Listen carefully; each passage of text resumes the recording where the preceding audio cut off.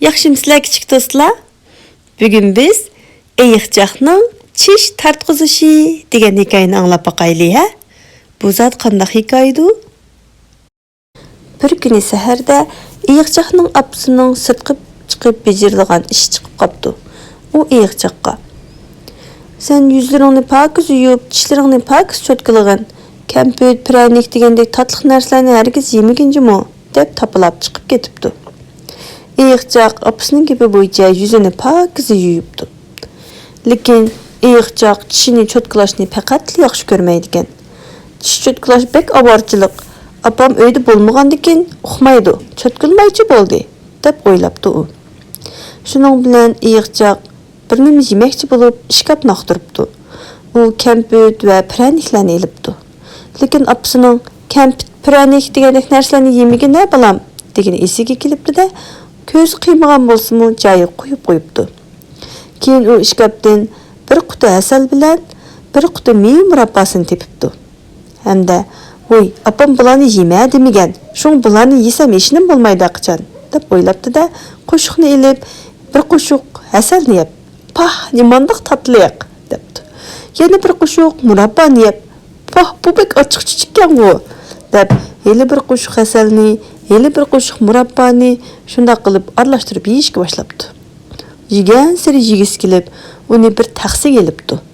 Taxsini kichik ko'rib, yo'g'on chinidan ikkini akilibdi-da, asal va murabboni chinilarga to'kib, pak-pak hammani yeb bo'pti.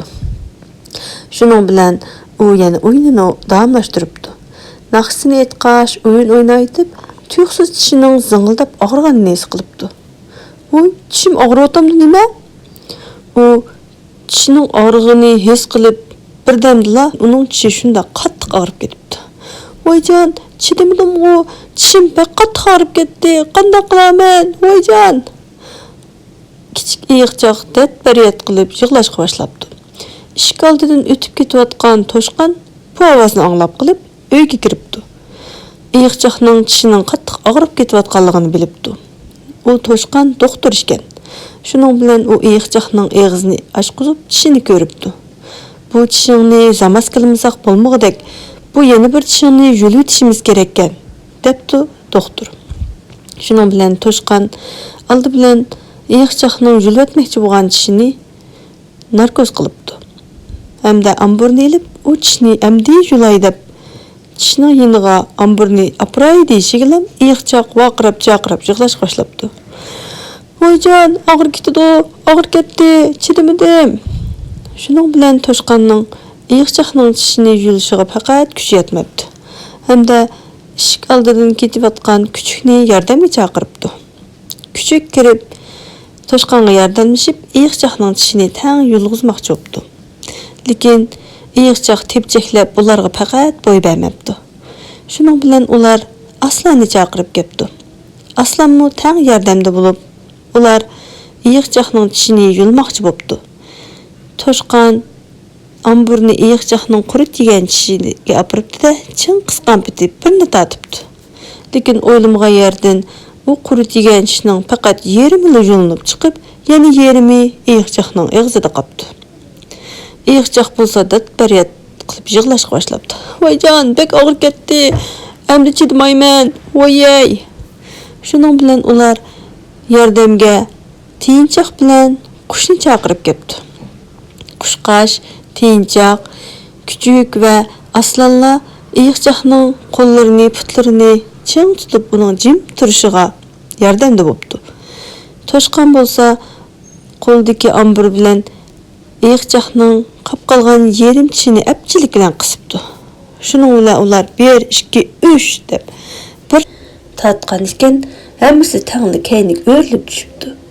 Amburga ayiqchoqning og'zida qolgan qurit degan tishning yarmi yulinib chiqibdi. Shuning bilan ayiqchoqning tish og'rig'imi biroqlam to'xtabdi. Doktor uning tishiga dori sepib qo'yibdi. Andin bundan keyin tishingni yaxshi asirg'in, yaxshi cho'tqilg'in, yana qurit yebsa yana og'riydi debdi. Ayiqchoq qandoqdir bir kalisidan o'tmagandek do'stlariga qarab, "Nimishki mening tishim og'riydi, nimishki sizlarning og'rimaydi" debdi. Bu gapni anglab, Aslan bilan Küçük teng javob beripdi.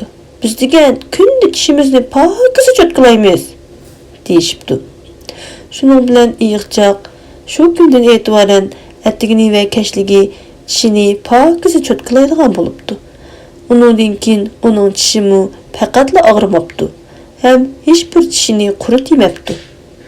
Shunday qilib, u shu bir qitimliq tish og'rig'idan keyin o'ziga tishini davomli pokiza cho'tkalaydigan yaxshi odatni yetildiribdi. Qanday kichik do'stlar? Bu iyiqchoq oxirida o'ziga eng yaxshi bo'lgan bir odatni yetildiryapti. Sizlarmi tishinglarni davomli pokiza cho'tkalamsizlar? Agar pokiza cho'tkalmasa tishni quritaydi ekan, bek og'riydi ekan. Shunga bizmi har kuni attigan va kashligi tishimizni pokiza cho'tkalaydigan, tatliq darslarni bek jiq yemaydigan bo'layli bo'lamdi. Undaq bo'lsa, bugungi hikoyamiz mana shu yergacha bo'lsin. Kelar qatimda ko'rishaylik. Xayr xo'sh.